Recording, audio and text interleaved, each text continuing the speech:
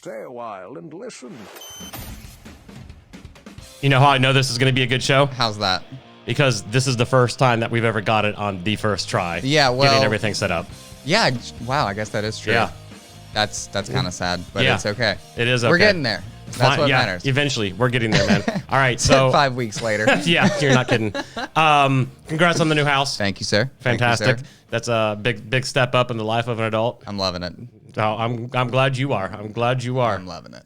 I rent myself because I don't want to do the work. It's a headache for sure, but you know, when you're doing work for something that you feel like is going to be there for you for the long term, instead of just being kind of like transient in a way, right? Having like roots.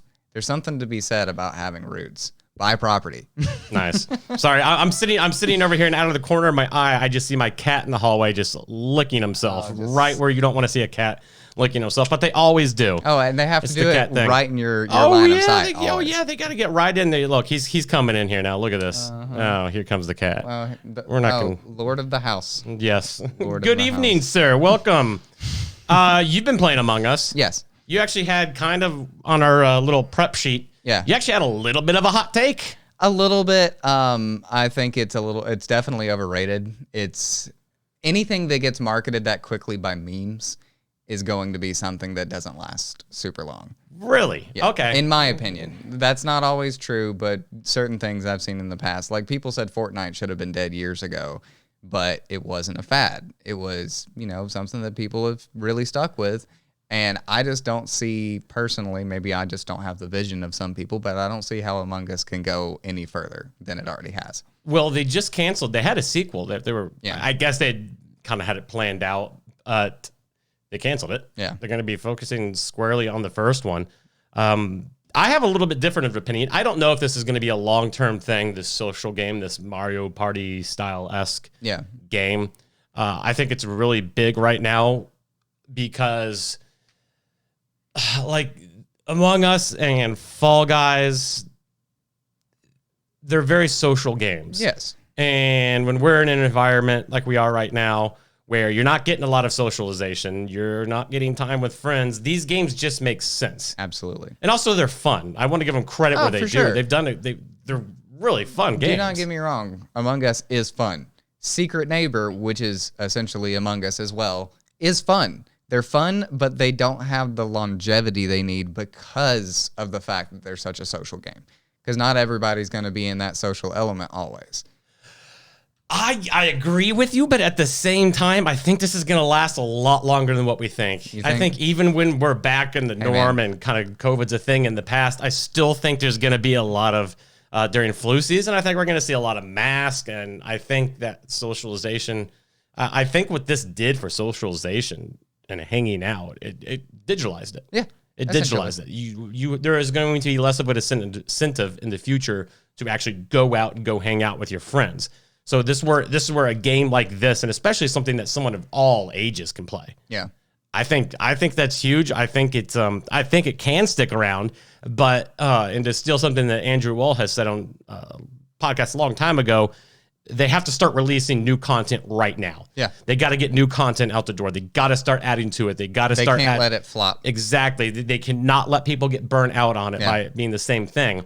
And I think one of the things with Fall Guys is I don't think they thought that was going to be as big.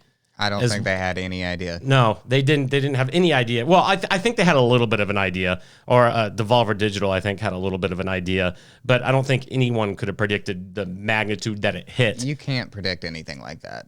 No, and I'm number one, I'm glad it did. It's really cool to see some of these just fun games. Like, because gamers always say, because we're spoiled with the graphics that we get, and gamers always say, well, we don't really care that much about the graphics. I mean, it's nice to have them. Right. But, that's not the overall selling point for us. Gameplay, story, always more important. Yeah, exactly. So I think that just the playability of it, I think it's gonna stay around for a while. It was definitely a really good idea. I just, for some reason, I don't know why, but for me personally, those games just get old quickly. Yeah, you get burnt out really easy. Yeah, and there has to be some variety to it. Like when I was playing Secret Neighbor for a while, the most fun part about Secret Neighbor was waiting until it was my turn to be the killer. And once I got to be the killer, it wasn't really that fun anymore. Okay, I haven't played Among Us yet. So Among Us and Secret Neighbor, explain to me how that works. The imposter is chosen by random. Secret Neighbor, right. Exactly the same thing. Yeah, okay. So the neighbor is chosen randomly, and then you are one of the kids running around the house. So wait, this takes place in a house? Yes. Okay, so the difference between Among Us and Secret Neighbor, and I think there's a couple other games like that out there, but Among Us is top-down, third person. Secret Neighbor is first person. Oh, that's kind of cool. 3D, so 3D models of everything. It's you and 5 other kids, like you're literally playing as children, running around a like bad neighbor's house, he's like a killer or something like that, and you're running around, but one of the kids is actually the neighbor. Ooh. So the neighbor's job is to like pick everyone off one by one before they unlock a door to get out.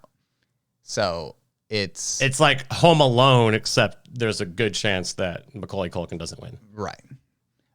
So it's I like this. Yeah, it's fun. I feel like this even more than Among Us, the Secret Neighbor game. I feel like there's more to do in the future with something like this. Oh, absolutely. It doesn't. You can keep the title name, but it doesn't have to be just been a neighbor's house. It can be a jail. Yeah, literally, it can be literally anything.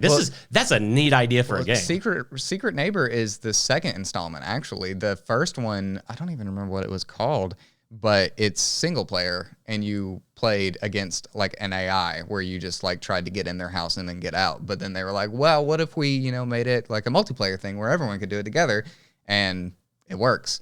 And Among Us also works really well. And I'm hoping in the future we get some more fleshed out, more thought out, more involved versions of these games, something that's going to keep people coming back for a while.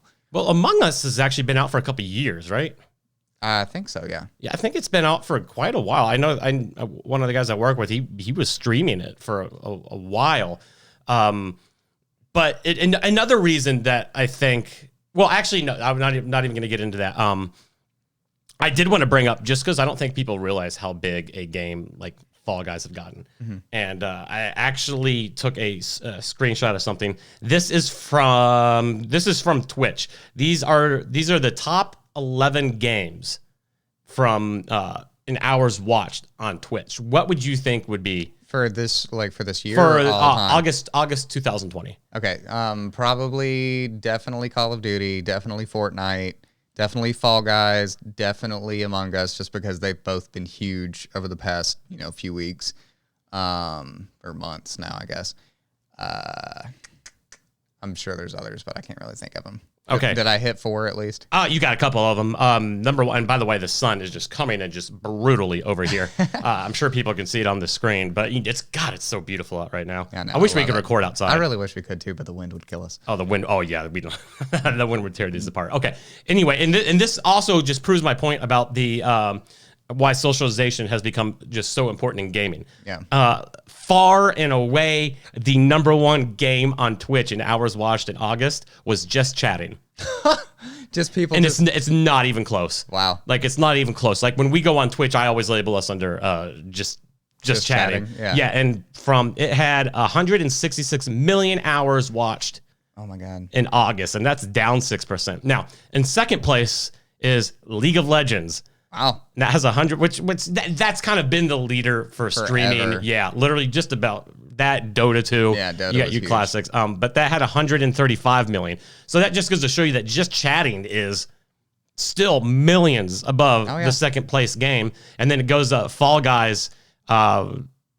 They don't even have stats from July, because it tells what July is too. They don't even have stats, but the number of hours watched in August from 0 to 106 million. Oh my God. For Fall Guys in a month. That's insane. And to your point, Among Us, they do, because they have it down for July here. They have 4 million was in July, 30 million in August. Ridiculous. So that just goes to show you how the growth for these is just absolutely massive. And I think one of the things that they have an advantage over, because this all, I don't want to say this started with Mario Party, but Mario Party was kind of an inspiration for these social games. For sure. And Mario Party, the biggest thing that Mario Party, it's an exclusive. So I think that hurts them, even if they were to come out with another one. Yeah. I can't see a Mario Party being as big as Fall Guys or Among Us, even though you may have more dedicated players. The way Nintendo does things with its consoles, it could never be as big as a game that you could play cross-platform or a game that you can play on PC or Xbox, specifically. But I was gonna say about those style of games, Fall Guys, or not Fall Guys. Well, yeah, sometimes Fall Guys, but more or less Among Us and Secret Neighbor. Who you're playing with completely makes your experience. Oh yeah, yes. The game itself is fun by itself, but the people that you're talking to or the people that you're playing against, they're what make it unique and diversified and interesting. Okay, so, and by talk you mean chat, like just like text chat. Like, right. Is there an actual... No, there's not an option to actually chat, is there? Unless you're doing it like on a stream. A lot of people use Discord, right? And just talk in the background, or use I've played with an Xbox Live Party going and just played on my phone that way. And a lot of people don't want to play the game. A lot of my friends don't want to play the game just because it's a phone game, and I'm like, yeah, I just downloaded it the other day. That makes no difference to me whatsoever. Yeah, I don't understand what the hate is on this being a mobile game. I've seen it on the account too. I've seen people like, I'm not some mobile gamer. It's like, right. Get over yourself. Yeah. Like, it's a fun game. They're creative. They remind me of the old school games, like escape rooms. Oh yeah. Like the games of that. Like I feel like this in a little bit, well, Mario Party paved the way, but I think in a game like what you're talking about with the Killer Neighbor or something. Yeah, Secret Neighbor. Yeah, then I feel like that would, if it had some kind of element like that would be cool. Like the escape room. Oh yeah. Well, it's gonna have to get to the point where it's more detailed, and you're gonna have to have a studio invest more money in it, because Among Us probably doesn't have the most ridiculously expensive budget in the world, and I know Secret Neighbor didn't. And I think that's what's beautiful about it, is that you don't need it. They don't really need it, but it can't hurt them. It definitely that's for sure. Hurt, but I think it's really cool. Man, it does look a little. I got to touch on something. You keep mentioning Mario, and I just got to say it. Say it. Get it out.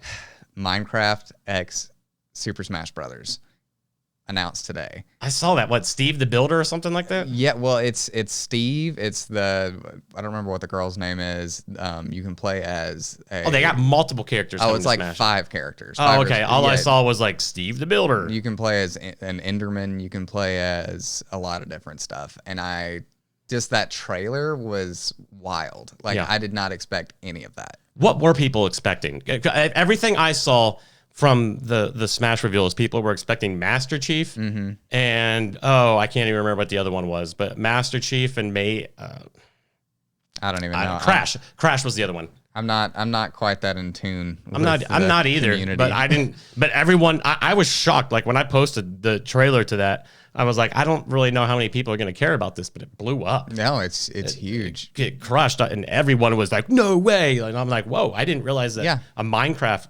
person coming to Smash was that big of a deal. It's cool, but I didn't think it was like just a bizarre, shocking crossover that I would have never expected ever. Nintendo and Mojang, I never expected that. So it was crazy to me, just because I would have million years never would have thought. Man, do you play it? Minecraft? Yeah, or not Minecraft. Smash. I mean, I did for years and years and years. I haven't played the new one. I do have a Switch, but the fact that I can't get a Nintendo game for a discounted price, even though it's 4 years old or 3 years old, is annoying. Like, I'd have to go. Like, they never change their prices on the online store. It's pretty much their big 10 games are almost always $60, and Breath of the Wild is still full price. It hasn't gone down at all. It's probably still selling pretty well too. I'm sure it is. Yeah. It's like Grand Theft Auto. I don't even know what the price of Grand Theft Auto is now. Last time I saw $29.99. That's it? Yeah. Okay. I think it's still full price on online, but I think you can find it in person for pretty cheap. All right. So fair enough. I'd figured that would be one that was similar in the category, like it had stayed at that full price, because it's still a top 10 seller every freaking month. Yeah. So they obviously don't need to. Rockstar is literally just getting a rake and just carrying it into their building. I don't even care. No, man, they're making a killing. But speaking of Minecraft, I did want to bring up something, because and I know the ZeniMax, Microsoft buying ZeniMax is a little bit of an old news now, I guess. Well, it's a week old. A week old. That's where we are now. Where that's considered old news. Yeah. But the world is moving so fast right now. I feel like everything in the world is happening so rapidly, and we're just like, at this point, we've been hit by so much just ridiculous information that we're just like, all right. It's just a shitstorm, man. This is such a shitstorm. It doesn't matter what happens. It's just a circling tornado of shit just smacking. They announced UFOs and nobody cared. Nobody batted an eye. Nobody said a thing. Yeah. The Pentagon's like, oh, we have, by the way, we have UFOs. Some of these maybe 100,000 years old. They're from archaeological digs. And everyone's like, cool. Yeah, whatever. Whatever, man, 2020. Dude, if aliens literally showed up, we'd probably all just be like, all right, this is the new norm. Cool. Yeah. I think a lot of people are probably praying for that right now. Anyway, but so Microsoft bought ZeniMax, which is, by the way, for people just think it was Bethesda. I get that a lot, but it was actually not. It was actually Bethesda, ID Software, which does Doom, Arcane Studios, which is Dishonored, Machine Games, which does Wolfenstein, and Tango Gameworks, which does The Evil Within. And when this deal first went down, I thought, well, the first thing I thought is, oh, this would be interesting if they gave Fallout back to Obsidian, because Microsoft bought Obsidian back in 2018. Yeah. So that would be kind of cool to get a Fallout New Vegas 2 or something like that. Oh my God, that would be amazing. Can you imagine if they did that and made it an exclusive? Can you imagine if they did that and actually did it right? I enjoyed Fallout 4. Dude, no, Fallout 76. I literally played that for maybe 10 minutes. Yeah. And whenever I try to have dialogue with another character, with an NPC, there was some guy just following me around, standing in between. I couldn't do it. I was like, nope, done. Yeah. Not doing this. Ruined where I can't experience. even have dialogue because this guy's freaking following me around. Yeah. But the whole thing about Minecraft, which I promise I'm getting to, is when Microsoft bought Minecraft, they didn't make it exclusive. They said, we're going to keep this multi-platform. Right. Which was the smart move. Of course. So when Microsoft bought ZeniMax, my initial thought was, okay, they're not going to. like there's no way Elder Scrolls and Fallout, they're going to make those console exclusives. But I feel like my mind is starting to change. You think? Yeah, and this is, I'm going to pull up this quote here real quick. But anyway, people don't know, Microsoft bought Minecraft in 2018. Let me see. I don't know. No, not 2018. But either way, they paid $2.5 billion for it, and it's not an exclusive. That's a lot of money to dump on something and not make it an exclusive. Yeah. Let me see if I can find this quote. Okay. Microsoft deepens their bench instantly with one of the most experienced companies in entertainment software, and Bethesda gets the benefit of concentrating their creative firepower on software that feeds the Microsoft pipelines. But the interesting thing is he essentially said at one point, and of course I'm not going to be able to find that, but he said that if the strategy works, it's a brilliant counter move for Sony. Users from around the world would be able to ultimately. Okay, but they don't have it on here. But anyway, essentially he had said that what Microsoft has is going to be for Microsoft. Like in a way, he didn't say that this is 100% done, that, these games are going to be exclusive, but he certainly opened the door for it to be a lot more than I think what people are willing to consider. Yeah. I mean, they could make, I still expect them to make Halo non-exclusive. I thought that really, I really thought that Microsoft was going to just be like the opposite of Sony. Sony's got all these exclusives, blah, blah, blah. They, keep all the best for themselves. But then Microsoft is over here, with arms outstretched, sharing its love with the world kind of thing. But I don't know. They could go either way with it. And we, us weak-minded simpletons will never understand. No, but is it a good move for Microsoft to make something like Elder Scrolls or Fallout a console exclusive? Wouldn't they make less money? I mean, yeah, maybe the super diehard fans that would literally buy a console just for a game. That. But there is not a game in the world that I would buy a console specifically for. Really? Ever? Never been a game ever in the world that you'd buy? I mean, obviously, I bought a Switch because only Legend of Zelda games and Mario games are for the Switch. What I was thinking. So, yeah.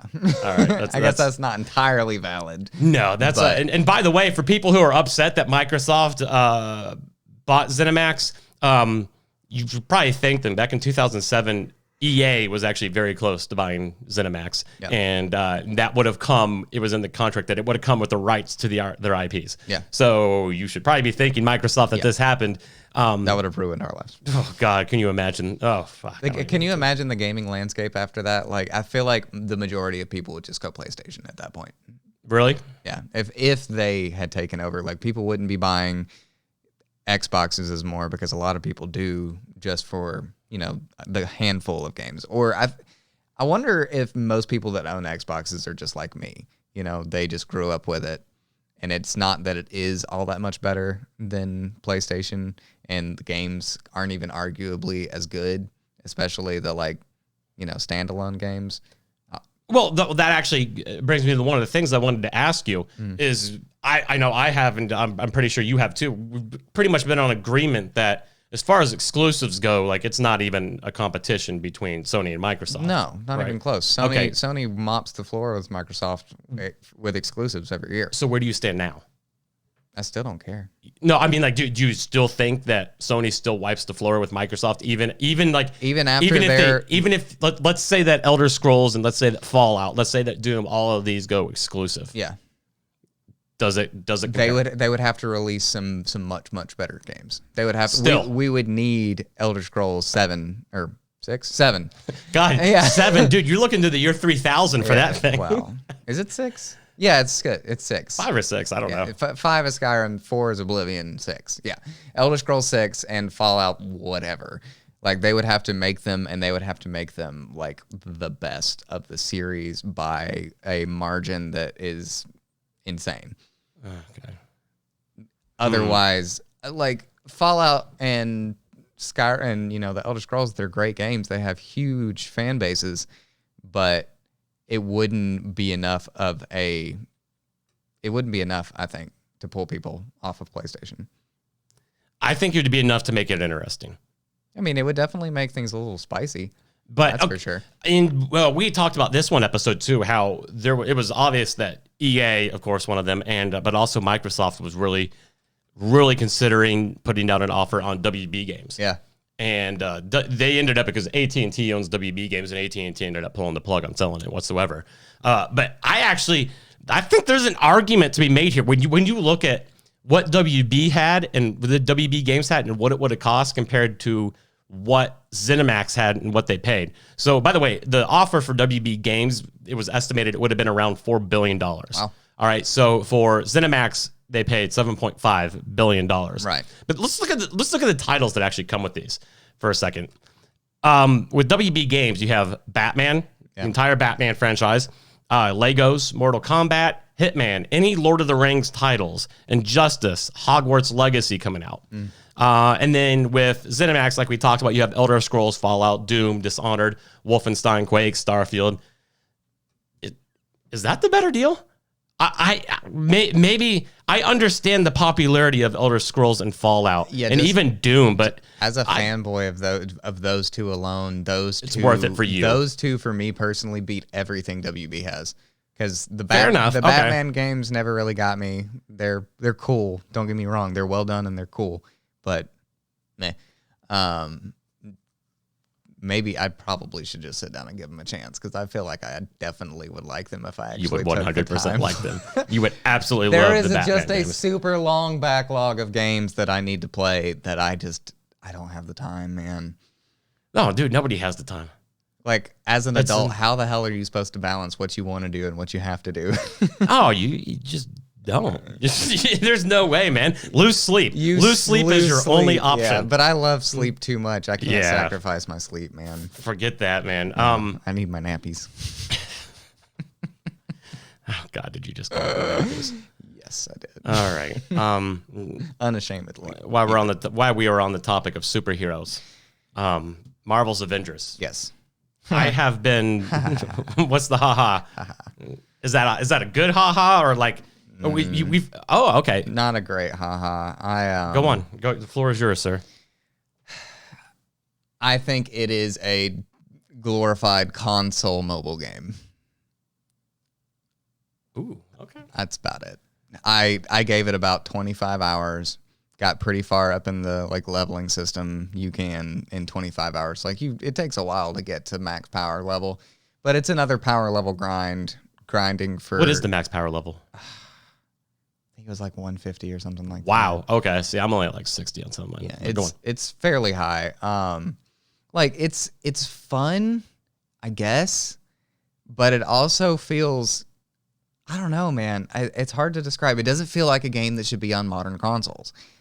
It feels like a game that I would have played on the original Xbox, like a just kind of thrown together attempt by some big movie studio to make some extra money off of a movie series that just came out.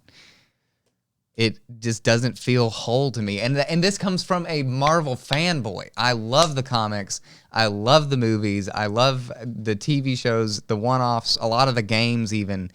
The game just didn't impress me at all. I felt like maybe it feels like one of those, it feels like Anthem. It feels like one of those games that maybe 2 years down the road, it'll be a great game. Yeah, Anthem 2.0 is what they're working on now, by the way. I feel a little bit differently. I don't know how much time I've put in now. I've beat the campaign. I've done a lot of the Avengers initiative, which is their multiplayer. Right. Where I stand right now, probably a 5. 5. A 5 out of 10. For me, 4. 4. 3, 4. But something like that. But now that I see how the Avengers, their multiplayer, the Avenger initiative is set up, my excitement level, and I think, okay, now that I see where they're going in 2 years, I think it's going to be a 7 or 8. I 100% agree because I'm really sick of video game companies doing this where they release a like quarter finished product that's like just the base level of what the game is going to be, and they've got this great long-term plan to make it into a really good game, but it doesn't start like that. And I know these studios need revenue. I know they need to get part of the product out there so it can be player tested by the community, figure out all the bugs, work those out, and then add to it. And I guess there's just a whole process to it. But it's super frustrating to me that companies keep releasing games that are not finished, that are not like a standalone game. It's all these games are coming out meant to be a work in progress. But I think this is their plan, though. I think this is kind of what they have set up for this. Yeah. I think that I think the entire purpose of the game is a long-term game. As a long-term game. Like this is just the foundation. Yeah, this is just the foundation because I'm looking at and I'm trying to see what the source is for this. I know you're from data miners. Yeah. Eurogamer posted some things from data miners about the list of upcoming characters. Yeah. That they're actually going to be adding into the game with their own storylines and stuff like that. Ant-Man, Black Panther, Captain Marvel, Doctor Strange, Falcon, Hawkeye, Hulkbuster, Kate Bishop, Marvel, Mockingbird, Quake, Scarlet Witch, She-Hulk, Vision, War Machine, and Wasp. That's a lot of characters that they're adding in. Continuing to increase the power level, adding more abilities. And let me say, even though I'm frustrated with where it is right now, the amount of upgrades that you can do to a specific character and the amount of freedom that you have to change the style you play with that character is good. Yeah. It's well done. It's fleshed out. There's a lot of options. I'm tired of games not giving me very many options to mess around with because part of the fun in video games is making it your own, playing your own way. And they give you a lot of ammunition to do that. And I think that's pretty cool. Yeah, they do. Like if when people ask me right now, is it worth buying? I say no. In a year, it will be. Yeah. In a year, it's going to be worth everything. Okay, I take that back. If you're a fan of did you read the comic books? Oh yeah. You grew up reading Marvel comic books. Yeah. What comic books were you into? I really enjoyed. I actually got into some of the retro ones. I was lucky. My dad had some. No way, some dude. Cool ones. I read the original Spider-Man run, and He has those. he had those. Yeah. Why do you say it like that? It's a story that I shouldn't get into. Okay. That's totally fine. That's understandable. Had to be sold. Oh, I gotcha. Yeah. I gotcha. Well, that's it. I had to sell my comics about 2 years ago. I had a lot of really valuable comics that I picked up from flea markets and sometimes stuff like when that. Life just hands you lemons, you got to sell what you love. I did, and I had to sell it to get back on track and pay my bills. Yeah. So yeah, I totally get it. It was heartbreaking. Yeah. Because it's weird, but you grow attached to those kind of things. But since you're familiar with the comics, what did you think of the actual campaign itself? I honestly loved it. Did you? Yeah. The fact that it was reverent. to the source material in a lot of ways. Yeah, yeah. And I've watched countless hours of, comic book reviewer YouTubers, people that have dedicated their whole lives to comic books, because I can't do that, but I still love to know, like a lot of the stories. And a lot of times I don't have time to just read a whole comic book. So I'll just watch a video of someone just explaining what happened to me, which is kind of cheating, but comic book historian. Yeah. Yep. I know. Yeah. I know these. I love him. These guys are the best, man. Yeah. It's a great way to learn comics. I actually saw, I don't remember who posted it, but somebody actually posted, it's like a 5.5 hour reading of The Boys, the entire graphic novel. And I saved it to my favorites. I'm like, wow. I'm gonna watch that at some point. At some point when I have a free day or something like that, I'm just gonna sit back and watch that. Or you got to drive somewhere super far away, just put it on. Oh, that's a good call. Yeah. If you got to drive, toss that on. Oh, good call with that. But I may actually do that this weekend. Where are you driving to? Georgia. Oh, nice, man. Yeah. You don't sound too excited about it. I don't like driving that far. I love driving, but I just don't like driving to Georgia. Yeah. You got to go through Chattanooga and everything. Yeah. It's all right. It's not that bad. I just did it so many times over the past 5 years. Yeah. Because I told you that my wife and I did long distance from Georgia to Nashville. No, I didn't know this. Yeah. We were both going to school. She was going to school here. I was going to school there. I came up one weekend. She came down the other weekend. And we just did that. Wow. We did that for almost 3 years. Wow. So long distance is a crucible, and if you make it, you're stronger for it. But if you don't make it, don't feel too bad because it's hard. Oh, yeah. I've tried it and failed miserably. Yeah. It's hard. Yeah. No, I can pick that up. You have to be completely on the same page and completely trusting with that person. Yeah. You can't do it without trust. You can't do a relationship without trust. Oh, very true. Very true. With the Avengers, what I found to be interesting is I always, any time that a voice actor or someone voicing a video game has to compete with the memories of someone like Robert Downey Jr. as Iron Man. I know. Or Chris Evans as Captain America. Chadwick Boseman as Black Panther. Yes, rest in peace. Oh my God. Can you imagine how good that would have been if they could have gotten him to voice? Well, that's they were actually somewhere around launch. They were going to show off the Black Panther character that was coming in the game, because that they even posted something like, "Hey, like in honor of him, we're not showing off anyone as the Black Panther right now because it's not him voicing it." Right. So. I thought that was a good move, but that's rough. But it's so interesting because I was trying to think about how this campaign to the game compared to what the MCU has done. And what the MCU has done really well, in my opinion, is make it feel like it's actually happening. They made it more real. They draw you in. Right. What they did with the MCU, where comic books are not necessarily that way. When you're reading a comic book, this is a comic book world. Right. So the way that I see the Avengers campaign is as if they did the MCU, but it was more inspired by the comics. Yeah. That's what it felt. That's what it felt like to me. Yeah. I thought the voice actors did a tremendous job. I mean, listen, it was even corny like a comic book. Oh yeah. It was incredibly corny. Yeah. Oh my God, Kamala or whatever her name is. Kamala Khan, yeah. Her drove me crazy. Yeah. So cheesy. Yeah, it's super cheesy. And I think it's supposed to be. But then when Iron Man talks, you're like, that's totally Tony Stark from the comic books. That's like the voice I heard in my head. Quite literally. Tony Stark. Yeah, and that, like, you can't go in expecting this to be Robert Downey Jr. It's a totally different Iron Man. Right. Robert Downey Jr. is the Iron Man, like a once in a million shot. Like, amazing. But when you compare him to the comic books, they are now how they represent him in the comic book is more Robert Downey Jr.'s now. Right. But what it used to be is, Tony Stark wasn't always such a smart. They got so lucky getting him for Iron Man because you couldn't ask for a better Iron Man, in my opinion. By the way, did you see the news? We're recording this Thursday. We're going to play this back Friday, but it actually came out today that Jamie Foxx's Electro is going to be in the next Spider-Man movie. Really? So essentially, what? Essentially, what is going to happen? Because you have to remember now that I don't know, this isn't video games. I don't give a shit. Because they have the rights to the Fox characters now, Fantastic Four. Right. So Sony in the MCU, it's kind of Like Sony can use the characters and stuff that are in the MCU and stuff like that, but I don't know if it's necessarily set in the MCU.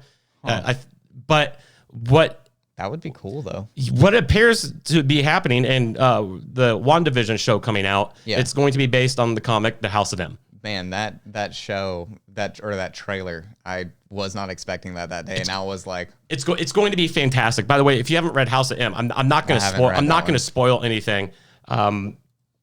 But I'll say this, and again, this doesn't spoil anything because I don't know what's going to happen one bit. But this would be a good opportunity using this storyline as a way to combine all the universes, kind of like what DC is doing with the Flash and Batman coming up. Yeah, bringing Michael Keaton's in and stuff like that. Yeah, I think Marvel's going the same exact route. I think that there is a chance, and I don't know if I can. I'm certainly not confirming this. This is just my speculation based on that Electro from another universe is coming into this. I think we could be getting a Spider-Man multiverse. That would be. Give me Andrew Garfield. Give me Tobey Maguire. Get them all in the same movie. I don't even care. I don't even care. It doesn't even have to make sense. Just put them on screen together. Man, Sam Raimi tweeted something the other day about him being super sad about Spider-Man 4 being scrapped, and I was like, "Yeah, me too." You know what Sam Raimi's directing now, don't you? He's directing the next Doctor Strange sequel that comes out in. They start shooting it at the end of this month, early November. Man, I hope he hits that with his Raimi style. But that is called the Multiverse of Multiverse of Madness. So they're going to explore the multiverse, and it's also been rumored that Tom Cruise is actually going to be playing Iron Man in a scene like that. Oh my god! Because back at the end of the '90s, Tom Cruise was actually in negotiations to play Tony Stark in an Iron Man movie. So they were kind of like as a nod to that, and I think there was another rumor, and I don't know if these are true, by the way, but that John Krasinski was going to be Captain America. And now they're saying because he was the runner-up to actually play Captain America. I could actually kind of see that. Yeah, so they're talking about, like, I don't know if Doctor Strange going through these different dimensions, but, seeing these different worlds and stuff like that. Man, that would be crazy. I mean, honestly, for the next chapter of the MCU, they've got to figure out a way to turn it up a notch. If they're going to. If they don't crank it up a little bit, because source material, comics-wise, they've got some crazy shit they can make movies They do, about. man. Thanos is nothing to what they had. But by the way, they nailed Thanos. Oh, oh my god. And I don't think we're done seeing Thanos. I'm trying not to fanboy out right now. Fanboy out right now, Marvel, man. Because this is what's I really hope eventually in the Marvel Avengers game that they add some kind of Thanos storyline. Oh my god. If they let us play as Thanos. Like at the very end, when you have all the characters, there has to be some kind of storyline. A new challenger approaches. Oh, can you imagine that? My god. That would be so cool to be able to play as. That would be legit. I just don't know how they could bring his power level down to the point where it makes sense with everyone else. Well, that's one of my gripes with it. By the way, how they handled the character move sets and the controls of the characters, I was really concerned. I was concerned about how are you going to be able to handle Iron Man and flying Hulk, and being able to rip buildings apart with his bare Thor. hands. Are you going to have him flying? Is he going to do the hammer thing, which he does, by the way, and it works. And the fact that it's so easy to control in this game, pinning people to the wall with the hammer. I love that. And it's not one of those things like you're pinned for 5 seconds. Here comes the hammer. Nope, stays pinned. They will stay pinned and you can go beat the shit out of them until they die, and then you get your hammer back. Yeah. But the controls for this game are awesome. The move sets, it really feels like you're in the middle of a movie. I was groaning and bitching about Kamala Khan's voice. She's so much fun to play with. So much fun to play with. Yeah. Dude, getting her picking someone up and then just whapping people back and forth like that, so much fun. Well, they just cast her. They're doing a Disney Plus show, and they actually just cast her yesterday. Really? Who'd they cast? It's an unknown. Oh, okay. But I think it was the creator of Miss Marvel, or maybe one of the writers for the comic. I guess she saw the audition and was just like, this is going to be huge, but she's an unknown, so that'll be really cool. But I don't know if you've read her in the comics. I'm not too familiar with her in the comics, but I've read her. I'm really not familiar. I honestly, strange, it's a cool character. Nerd admission here, didn't even know she existed until the game came out. And see, okay, this is because I'd heard Miss Marvel a lot. And you think Captain Marvel. Yeah. Right. Yeah, there's a lot of them. There's a lot of different Captain Marvels, and then you have Marvel. Yeah, Marvel. Yeah, exactly. But no, she's the comic book character. How they portrayed her in the game, it's exactly how I pictured it. You know, it's corny comic book material. Yeah. So yeah, it's a fun character, but the use of a lot of the stuff from the MCU, the aircraft carriers. That flying aircraft carriers, whatever they're called, the fact that they used that, I know that wasn't That wasn't original. That or? wasn't original to the MCU, was it? Or was that in the comics? I don't think that was in the comics. I don't remember. I know what you're talking about though. Yeah, the helicarrier. Yeah. Yeah. I don't know if that was in the comic. I feel like at some point it's showing up, but maybe it wasn't that prominent. I don't know. I don't either. That was a really cool moment in the Avengers movie, though, when that aircraft carrier turned into a helicarrier and took off in the sky. That was a moment you were like, "Wow, that's fun." No, yeah, that was awesome. I love that. Man, Nick Fury's getting his own show on Disney Plus too. By the way, God, I saw can't wait. that. Anything with Samuel Jackson. Everything Disney. How can Disney Plus have Samuel L. Jackson?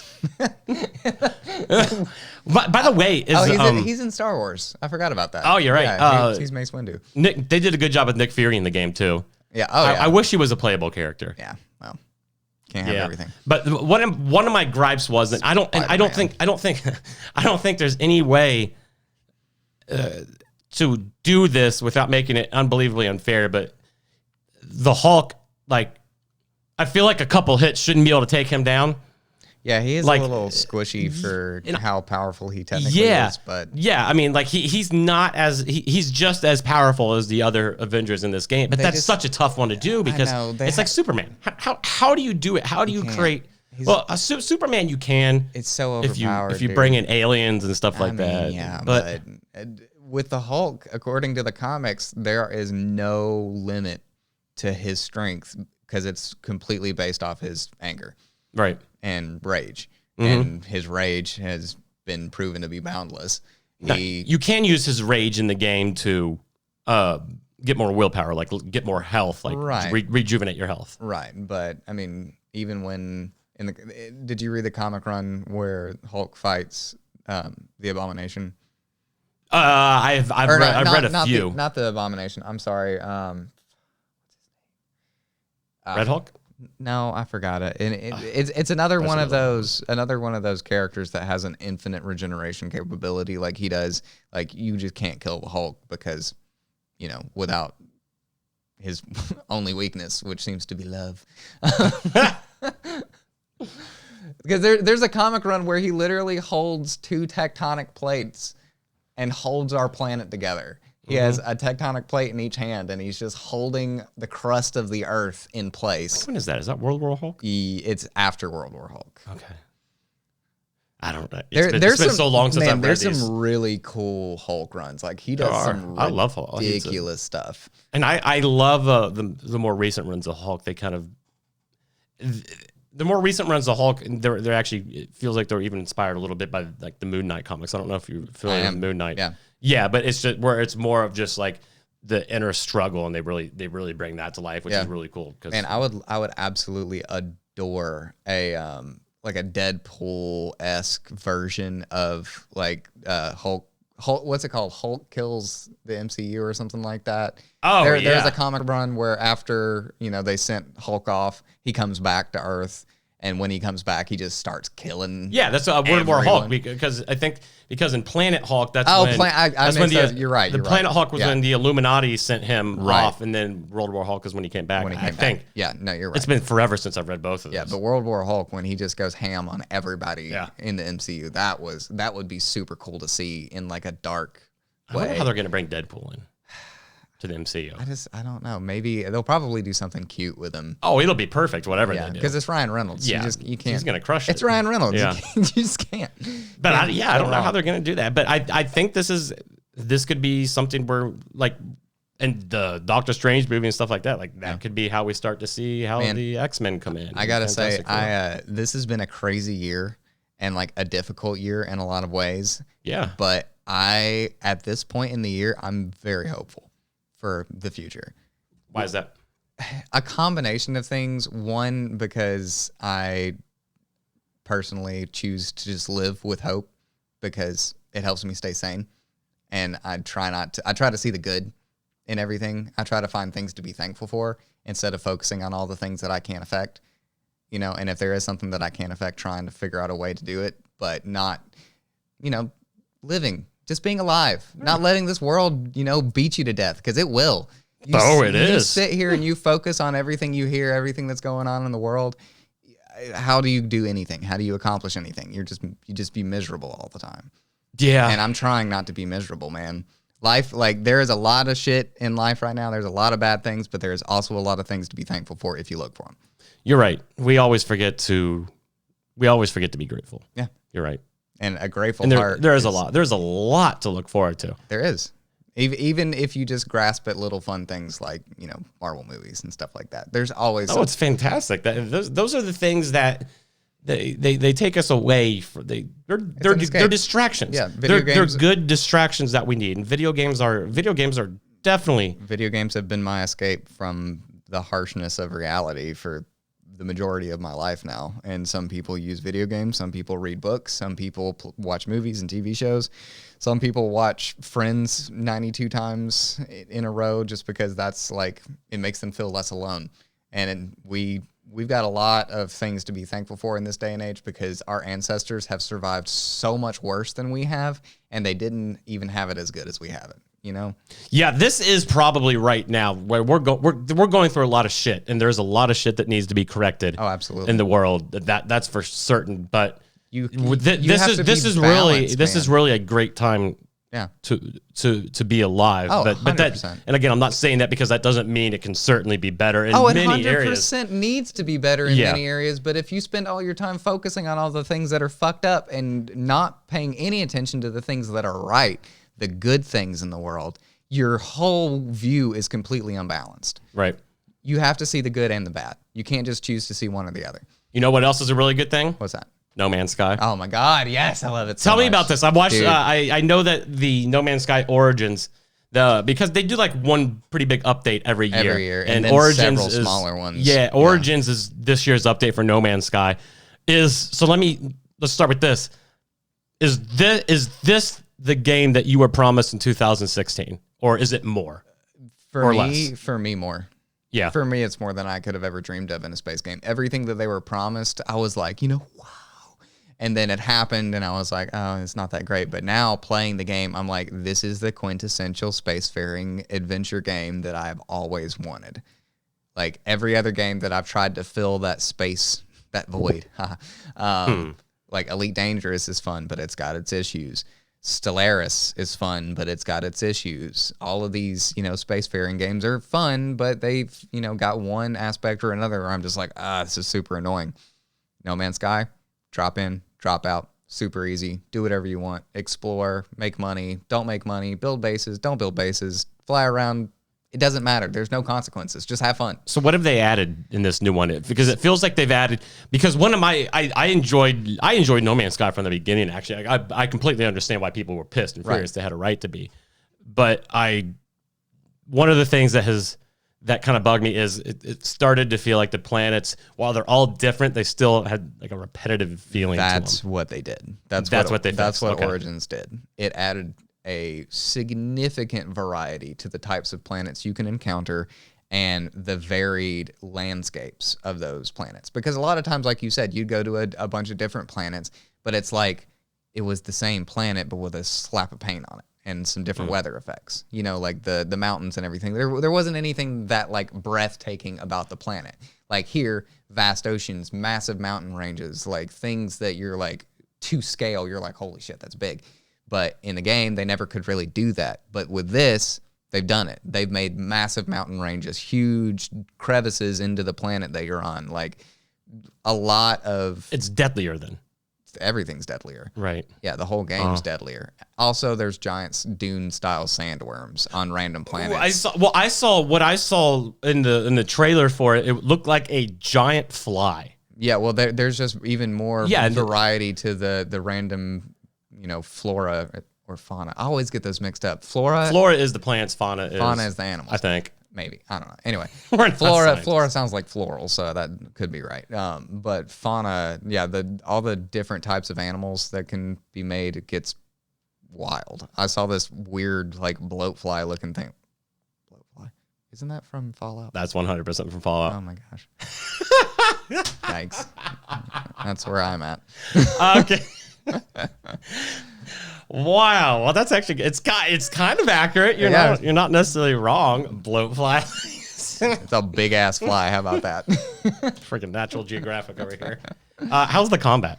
The combat isn't really anything to write home about. Like that was another gripe of mine. Yeah, this space, like flying around in space. For me, I'm playing in just the regular game mode. I'm not trying permadeath. I'm not trying anything exotic and crazy like higher difficulty ones. Just doing the basic experience. Not doing creative though, because creative is not really my style. But I haven't come across. I actually died for the first time the other day. Like first time ever? Yeah, first time in the whole game died. After putting over 100 hours into it, I died for the first time. You weren't playing, but you weren't playing survival. No, I was not playing survival. That would have pissed me off. I jumped into a volcano. That would have pissed me off. You like on purpose? Yeah, because I didn't think it'd kill me. Oh, you got a little cocky then. I was getting a little cocky after 100 hours of playing. Okay, you're like, I'm invisible. I was a little drunk. The update had just come out. My friend and I knew that there were volcanoes. We went and found a planet with volcanoes on it. We jokingly got out of our spaceships and climbed the volcano like we were Sam and Frodo in Lord of the Rings. How does that work? Because there's literally like billions of different planets. How do you, when they're on their multiplayer, how do you sync up? All you do is just join each other's game. Okay. When you join the game, it puts you in the same instance. All right. So like, and if depending on who's the host, it takes the other player to their like specifically generated universe. Okay. You're not like, it doesn't put you in one, it doesn't keep you where you are. If you join someone else's games, you join where they are. Okay. And then it automatically drops you back afterwards? Right. Or you can you can find a planet that has specific coordinates now. And you can actually, like, there's a whole subreddit dedicated, it's called No Man's Sky Coordinate Finder. And you can go on there and find specific types of ships, specific types of animals, specific types of anything you want, like planets or, anything in the game. A player has found it and they've put their, like, the coordinates for that system up. And you can go to any of the little teleporters in the game, punch in those specific coordinates, and it'll take you to that specific I forgot planet. They added the teleporters. Right. Okay. See, that makes a lot more sense. I completely forgot about that. The teleporters changed the entire game. I have like 6 different bases now, all on different planets that provide something that I need. But I think I told you last time we talked that someone ruined the game for me. I was in the new social hub because there's that. It's called. I don't even. It's like a big sphere that you can summon to. I can't remember what it's called. Oh, I know what you're talking about. Yeah. I got you. I keep wanting to call it the Traveler, but the Traveler is something sphere. I know exactly. Right. Yeah. The Traveler is the circle thing from Destiny. Anyway, you go in there and it's a social hub. You can talk to other players. You can join missions with other players, and it's cross-platform. So if you fly in there, you're just randomly with a bunch of people from a bunch of different consoles. But I was just chilling in there, buying some stuff, not worrying about anybody, not talking to anybody. Someone walks up to me, and you don't have to do anything to give someone an item. Like, they don't have to accept it. You can just walk up to a player, choose it on your menu, and just give them something and then leave. Someone dropped off 3 things in my inventory and then turned their console off or turned something off or just disappeared. How is that possible? That I feel like that's a huge like red flag. They can't take things from you. They can only give things to you. So I can walk into the space station and give anything out of my inventory to anybody I want, but they couldn't take something from me. Okay. So if you work out like a deal or something, yeah, you can trade items, but they obviously had just played the game too much and just wanted rid of what they had. So they gave me 3 items, and I was like, oh, what is this stuff? Find out one of the things is called a void egg, which is one of the rarest items in the game and one of the hardest ones to get because it turns into a living ship. It's a sentient like spaceship that you can grow out of the egg, and it's like a flesh ship that you fly around in. It's crazy. Anyway, the other thing, I feel like that's one of those things that you'd see at the adult bookstores, like on the side of the highways. Like, oh, why did you have to take it there? Oh God, that's so gross. If I'm faking it, then clearly other people are too. That's so gross. Anyway, the other 2 items in my inventory were worth 250 million credits. So he broke my like financial system in the game because I literally went and sold those 2 items and was richer in the game than I've ever been and probably ever could be. How did it break? So like what? It broke the game for me because I had no incentive to farm to make money to buy the things that I want. It just gave me the money to buy the things that I want, and then I buy the things that I want in an endless fashion, and then I don't need anything, and then I don't have a reason to play. Right. Okay. So that was actually what I was going to ask you next. Like, what is your, because this is open world. I thought I was wrong. I thought that, but I was wrong.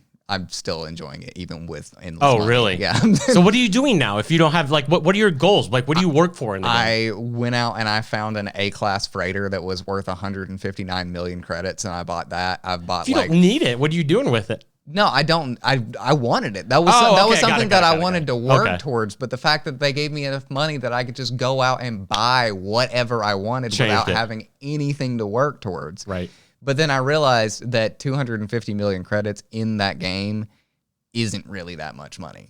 Like, you can piss away 250 million credits in a few hours if you really want to. So I really thought, like, I kind of stopped. I slowed down and didn't play the game as much because I was like, oh, I've got all this money. I don't even want to buy anything because I know I just won't want to play the game. And then I went back the past week, started playing it again. I was like, oh, yeah, this is still fun. I don't have to, I can spend all this money and still need to make money afterwards. Right. So it actually gave me enough money to, I think I told you about it last time, but there's a big farming thing that you can build. It costs costs a crap ton of money, but it makes you like 80 million credits an hour once you get it built. You're going for it? Which Origins actually nerfed the hell out of it. You used to be able to get 40,000 of a specific material from an extraction site per hour. Now you get 4,000 of that specific material per hour.